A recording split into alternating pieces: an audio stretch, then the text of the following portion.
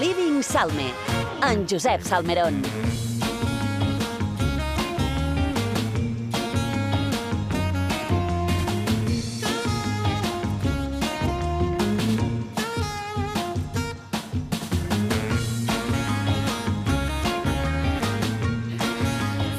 Com estàs? Benvingut. Molt bé, sí? Carinyets meus. Aquí estem un dimarts més. Benvingut, un dia més. Ja queda poc per a... Sabeu què? Per què? Espera. Que queda poc. Per queda què? poc per al sopar de Tento! De Nadal! El sopar de Nadal. Ja t'has preparat Bé, queda poc, la queda cançó? poc, ja. Queda poc. Queden... Ai, doncs sí, queden exactament 10 dies. És Sí. que... 15 no dies? 10. 10? No, 11. És que, imagina't... Mira, un momentet, aquest mes quant de dies té? 30, carinyo, si estem desembre, Aquest novembre... divendres, no divendres que ve. Exacte. De divendres en 8 dies, que així mos entenem més. Clar. més. I doncs sí, ja queda poc, Cari. Que si tinc què preparat, Cari, m'estàs dient? La cançó. La cançó. Per a Que vols cantar? cantar? Doncs no, és que en tinc tantes, però ja la triaré. Vosaltres ja l'heu triada o alguna cosa? N'hi ha que sí. He de fer un com es diu això, una playlist. Pot triar. Avui crec que ha quedat clar que els Blavet de Lluc acabaran de sortir de l'armari com a bromens. Els Blavet de Lluc són els dos o en el tots Canari? dos. No, Tots el dos. Canari i el No. Samurai, tots dos són els Junts Blavets. són els Blavet de I Lluc. acabaran cantant en el karaoke escondidos. Encara s'han de repartir qui farà de Ho Xenoa vull i veure. qui de Bisbal, tot i que jo ho tindria clar, perquè n'hi ha un d'arròs I l'altre, i un de Moreno, Clar. per tant, ja està tot repartit. Totalment. I cantaran escondidos. Ai, m'agrada, m'agrada. També tenim na Júlia Mèrida i Antoni Jaume que han de cantar en la playa de... De l'orella de Van Gogh. Sí. De l'orella. De l'orella de Van Gogh, que l'altre dia la vaig escoltar. De l'oreja de Van Gogh. De l'orella. Molt bé. S'ho han demanat. Vull dir que anau apuntant-vos. Sí, perquè Per ara, sí, ve- sí. per ara ve que és canari volador, també seràs canari canor, perquè cantarà totes les cançons d'aquest karaoke. Janet, cantarà Janet, ha dit. Cantarà Janet perquè és un artista que li agrada molt. Molt, veritat. Jo som més de la polaca, De la polaca. i ell és més de Janet, ¿por qué te vas? Per què te'n vas? I de Caris, ahir Totes va... les promeses del meu amor partiran amb tu, m'oblidaràs, m'oblidaràs. Vora l'estació jo ploraré talment un infant de per què te'n vas? Per què te'n vas? Ben bonica, eh? Sí. Traducció ràpida. Ràpida i A nosaltres, mental. Dona'ns un micro, I una cançó popular i ja te l'hem armada. Totalment. Caris, ahir vareu escoltar aquells sí, sí i gràcies de la Shakira davant d'un jutge. I vos porta avui una sèrie de personatges famosos que també han tingut problemes amb Hisenda i han passat per un judici. Una cantant molt coneguda que ha viscut un poc el mateix que na Shakira, que va estar també als Latin Grammy a Sevilla i que també va experimentar, com deia, un cas semblant a la Shakira, i que a més, atenció, perquè va ser jutjada aquí a Palma. Vos estic parlant... No recordam, sí. Sí, de la cantant Ana Torroja. Mi corazón va de a popa, no sé dónde está mi ropa, la habré perdido junto al miedo. No me canso de quitarme el sombrero cuando llueve por mojarme las canciones. No me daré cuenta que he defraudado un poquito a Hisenda, ¿no? Vos conta, Ana Torroja va assumir un 9 d'abril de 2014 en un judici express davant una jutge de penal d'aquí de Palma que va cometre evasió fiscal, és a dir, que va defraudar impostos a Espanya, segons va argumentar les acusacions de la Fiscalia Anticorrupció i l'Advocacia de l'Estat. L'artista va ser condemnada a compensar a la hisenda pública amb 1,5 milió d'euros per 3 delictes fiscals entre els anys 2003, 2006 i 2017, pels quals càrrega amb una pena de 5 mesos de presó que no va haver de complir, més les sancions econòmiques. A més, va haver de regularitzar altres 3 exercicis fiscals on va defraudar uns 120.000 euros cada any, que és el llindar de la quota delictiva. Aquesta, va dir ella, aquesta és l'única manera de passar pàgina i seguir amb la meva vida. Ho va dir en castellà, òbviament, però us ho he traduït. És el que va dir ella al sortir del jutjat. Clar, salvant les distàncies, 8 milions de Shakira, de vora 120.000 euros de Torroja. Sí, que també tots tenen a voltes tenen aquest denominant comú de que o bé no van fer la declaració o que en el tema de l'IRPF, que és el que toca més els, entre cometes, no, els nassos, doncs, és on realment potser hi han fet un niqui-niqui. Varen tributar com a societat en lloc de com a persona física. Que normalment això és... Clar, és que amb això Hisenda, com que ho va aplicar amb efecte retroactiu, va enganxar molta de gent. Si anem a la teva terreta, recordem el ministre fugaç, Màxim Huerta, que ell ho va regularitzar, perquè segons ell sempre ha mantingut en aquell moment el que va fer era legal, però va fer que el Ministeri li durés una setmana, pobre fill. Sí, va haver de dimitir ben aviat. En una setmaneta, en una setmaneta. L'Anna Torroja, gràcies al pacte de conformitat... Torroja, És que quan dius Torroja, me dona la sensació que és una raça de taronja. Pot ser. Com Sanavelate. Sanavelate, la taronja Torroja i que viu en Catarroja. Gràcies. Que t'agrada valencianitzar-ho tot. Home, clar. Gràcies al pacte de conformitat que va arribar a Torroja, durant gairebé 4 hores va estar allà en el mateix jutjat, fins on els seus advocats, ella i tot, i la Fiscalia acabaren negociant aquest pacte de conformitat. La Torroja va evitar exposar-se a 3 dies de vista en un judici públic i a la possibilitat de ser condemnada a eventuals penes que impliquessin el seu compliment i, per tant, l'ingrés a la presó. Això és un poc el que va fer també Shakira ahir. És a dir, arribes a un pacte, admets que sí, que jo he hecho esto, he fet això, he comès certes irregularitats, i després, si en el pacte se diu, tant la Fiscalia com l'acusació, doncs que pagues tant o el que sigui, i ja estaria. O, per exemple, el que sol passar de vegades com 2 anys de presó, 2 anys i mig, que moltes vegades aquestes penes no se solen complir, perquè si eres una persona que no has fet res mai... Recordem, si no ets Isabel Pantoja. Bé, que la varen condemnar a manco de 2 anys i van estar a presó. Però Isabel Pantoja era una diferent, Era un altre tipus de delicte. I era un altre cas diferent. Aquí era de... Eixes bolses oscures de brossa que em porta el Julià Muñoz. Que no duen fems, sinó que duen billetons. Que duen a la biblioteca, però bé. Un altre cantant que també ha hagut de... Un apunt de la Torroja. Shakira. No, s'ha comentat molt la vestimenta d'anava de rosa, que sabeu que és rosa... També els ho va dir els fills que són economistes, també. Me'ls vaig escoltar ahir i em va encantar. Home, per mi ja han fet l'AVE. I li han dit, mamà, per favor, paga ja. I l'altre disseny de moda li ha dit, vine amb el color... Què passa? La rosa simbolitza la innocència i la infància. Per això van anar. És el color que sempre ha relacionat amb els bebès i les nines. De casualitat no van anar amb aquest color. Feminitat, amabilitat, dulçura, cortesia, però també dic una cosa, això a l'època d'escara a cara Nixon-Kennedy, encara tron normal que te sorprengui com la gent va vestida i com fan el control de la gestualitat. No, però perquè aquell cara a cara diuen que va marcar l'inici de l'estudi de la televisió, que la televisió va marcar que en Kennedy guanyés. Que per la ràdio guanyava en Nixon, però que, com que en Kennedy era tan guapot i duia aquell dos peces amb aquella corbatona i que va guanyar en Kennedy. I a partir d'aquell moment varen començar a fer aquest tipus d'estudis en la roba, en la gestualitat, en tot. I t'ensenyen com és un bon polític, o en aquell cas com és una bona cantant que defrauda.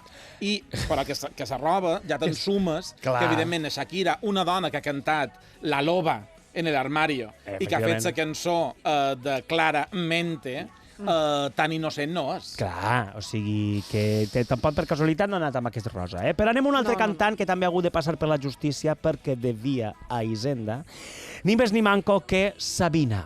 Tanto la quería que tardé en aprender a olvidarla 19 días y 500 noches. Sí, carinyets meus, de 9 dies i 600 nits, per ventura li va costar a en Sabina per a poder pagar. Ell sabeu què va passar, i vos conto que és una notícia molt actual, perquè a l'agost d'enguany Joaquín Sabina va perdre la seva batalla contra Hisenda, i és que el Tribunal Suprem va confirmar que el cantant ha de pagar 2,5 milions d'euros a Hisenda després que aquest tribunal rebutgés el recurs presentat per l'artista contra la liquidació dels exercicis fiscals que tenia pendents del 2008, 2009 i 2010. Que estaven en relació amb unes declaracions d'ingressos per drets d'autors que tenien 3 societats. És que, clar, al final què ha passat? Doncs que el Tribunal Suprem ha rebutjat aquest això i no li ha fet efecte. Però també... És que comences a obrir societats i, clar, t'embues. Que tenien uns noms bastant estranys, però ja això és un altre tema. Però també vos he de dir que hi ha famosos que encara no han tingut un judici per donar explicacions sobre presumptes irregularitats amb Hisenda. I vos estic parlant de l'actor Imanol Arias i l'actriu Ana Duato, i el cas anomenat Numaria. que el nom ve referència a un bufet d'advocats que precisament està investigat per haver fet de frau fiscal a certes persones.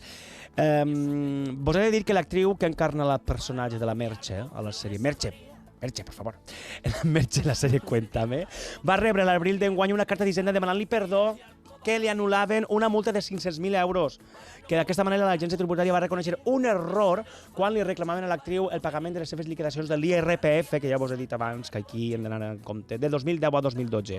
Una quantitat que Ana Duato ja havia abonat en 2016, o sigui, ja ho havia realitzat, però encara Hisenda li demanava fins que li van enviar una carta dient-li sorry.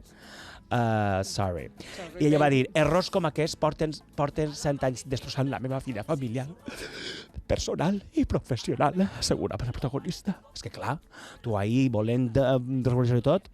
Però bé, el cas és que és de Numània, Numània és un país, i de vora Nàrnia. Nàrnia, efectivament. I Numària encara no està judicialitzat. De fet, a ella li demanen 31 anys de presó i una multa de 12 milions d'euros, i a Animal Àrees la Fiscalia li demana 27 anys de presó i 10 milions de multa, tot i que ells dos diuen que no han fet res, que està tot legal, i per aventures que han estat allí enxampats en aquesta oficina d'advocats. Però per acabar, carinyos, com no havia de posar a ella, i no parla d'Isabel Pantoja, parle de la faraona, de Lola Flores. Pienso si una peseta diera cada español, pero no a mí, a donde tienen que darla, quizás salía de la deuda y después yo, no sé, me iría al estadio con todo lo que han dado esa peseta o esas 100 pesetas para tomarme una copa con ellos y llorar de alegría. ¿Cómo me la maravillaría yo? ¿Cómo me la maravillaría yo?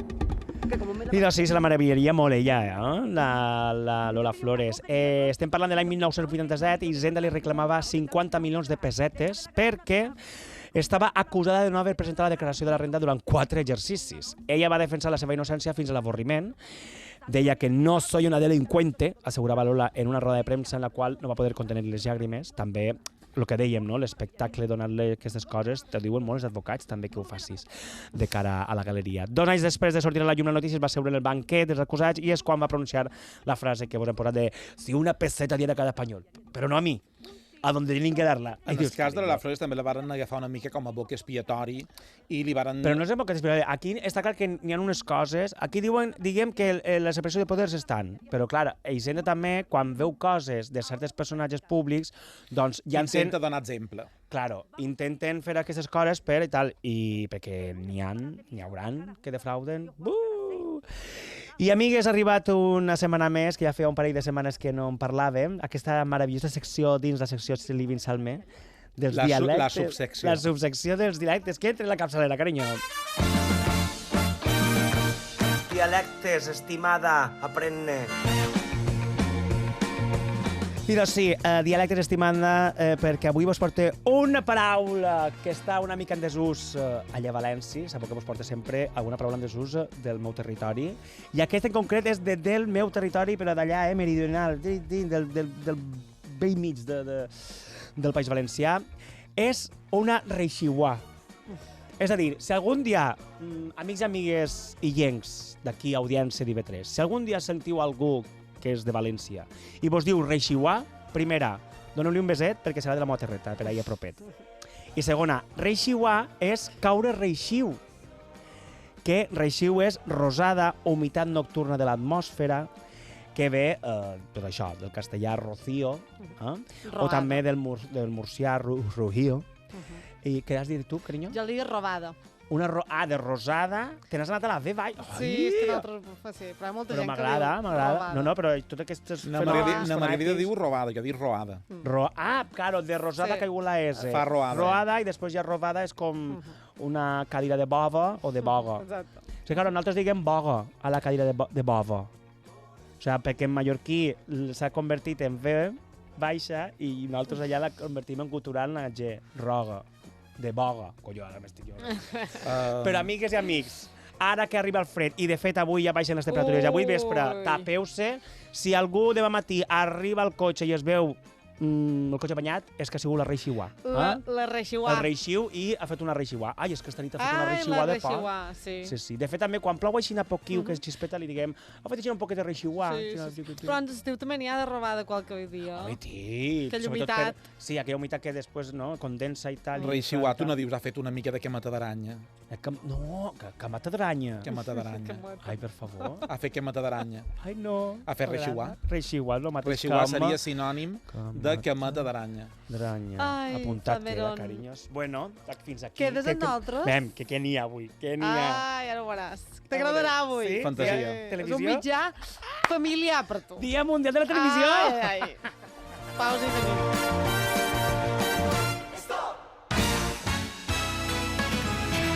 IB3 Ràdios, informació.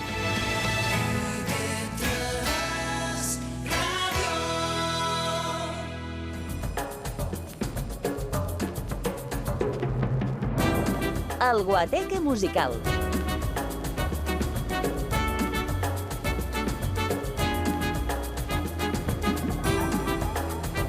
I acabam amb el Guateque dedicat al Dia Mundial Si Salmerón de la televisió.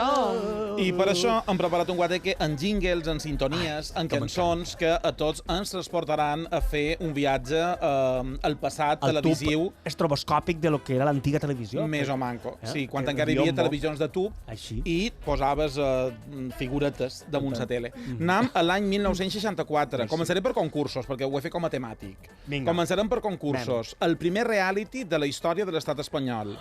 1964, un programa que presentaven José Luis Barcelona i Mario Cabré, que allò que feien era complir el somni d'una dona espanyola perquè la convertien en reina por un día. Reina por un día, día de ilusión. Quin any era això? En 1964. Avançarem. L'any 72 va començar un concurs mític que ara han recuperat via Twitch. Arba. Quin és aquest concurs? L'1, 2, 3. Un, dos, tres. Aquí estamos con usted otra vez. Le ofrecemos un concurso alegre destinado a probar su ingenio. Por favor, arrinconeu. Però a les nostres vides, als anys 90, varen arribar les privades. Ai, sí. I ens varen dur concursos com Uno para todas. Uno para todas, uno para todas, solo uno nada más. Uno para todas, uno para todas, uno para todas, solo uno nada más. Uno para todas, vos me'n recordeu? No. Un grup de Jo sí que dones me'n record. que triaven homes a una piscina i havien de... un grup de dones al voltant d'una piscina i havien de triar un home presentat per en Goyo González. Però hem de dir que després d'Una para todas, que seria Mediaset, sentia Telecinco, han d'anar a Antena 3 perquè hi va haver un concurs mític, Isabel Gemio, Concha Velasco, Ricky Martin... Sí, però ahir n'havia... Perquè tot era sorpresa, sorpresa. Acompáñame, te sorprenderás. Una noche con tantas sorpresas que no olvidarás jamás. Deixant davant del món dels concursos perquè mitjan dels anys 90 l'A2 de Televisió Espanyola es va estrenar una telenovela sud-americana, venezolana concretament, i com que va començar el Tour de France, varen suspendre l'emissió de la telenovela i se va armar un tolle-tolle tan gros a l'estat espanyol perquè tothom la seguia i la varen passar a la 1. I a partir d'aquell moment, als migdies, hi havia telenovel·les a l'estat espanyol. Tot va començar amb ella, en Cristal, perquè t'he de dir, Salme, mi vida eres tu. Mi vida eres tú. Y solamente tú. La dama de rosa, la loba herida, Topacio, Agujetas de color de Rubí, rosa. agujetas de color de rosa. I precisament de la banda sonora de Topacio he triat la cançó que sortia a la Quetzalera, que la cantava precisament Carlos Mata, el coprotagonista de Cristal. Te'n recordes? No. Que por qué te quiero. Que por qué te quiero son mil cosas a la vez. Es estar contigo, es buscar abrigo es un no sé què. És un no sé què. És aquestes coses de... Carlos Mata, banda sonora de Topacio, Topacho, que li deia ma mare. Però bé, avançam. Sèries juvenils, n'hi ha 50.000, però ja arrencat per la que me va marcar a mi. Perquè Salme, La fama cuesta, i Atentol és on començaràs a pagar.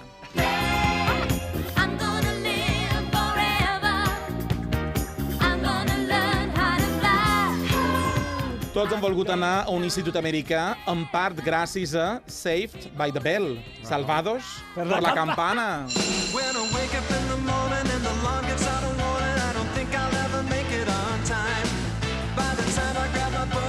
En els anys 90 hi va haver moltes sitcoms familiars, però a mi me varen marcar el ciber, que eren la família de Los problemas crecen.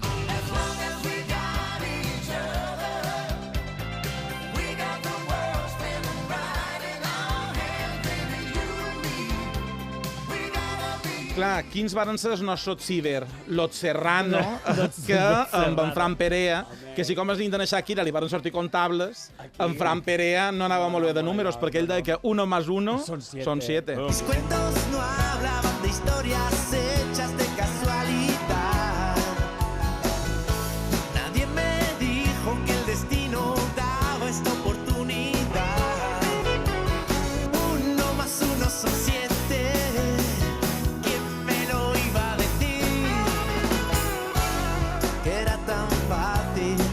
Avançam, no arribarem a la programació infantil, però ens queden 2 sèries adolescents que tu i a mi ens han marcat a diferents moments de la nostra vida. Jo no te fallaré, perquè som en aquest programa, compañeros.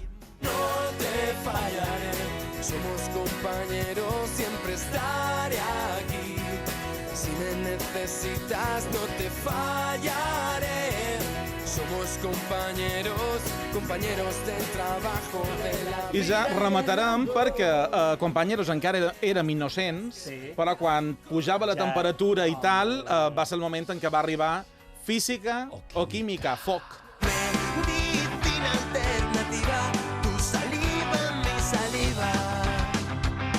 Es física o química, la mitad de lo que hemos vivido hace más ruido que el ruido de un cañón y un corazón de hielo herido se ha derretido en su... I de ser repassada a la televisió antiga. Clar, perquè avui era el Dia Mundial de la Televisió i volien celebrar-ho. Els blavets ho coneixien tot. Sabeu que era el dia de la televisió antiga? Demà torna. Demà. Ciao. IB3 Ràdio. Les notícies de les 6.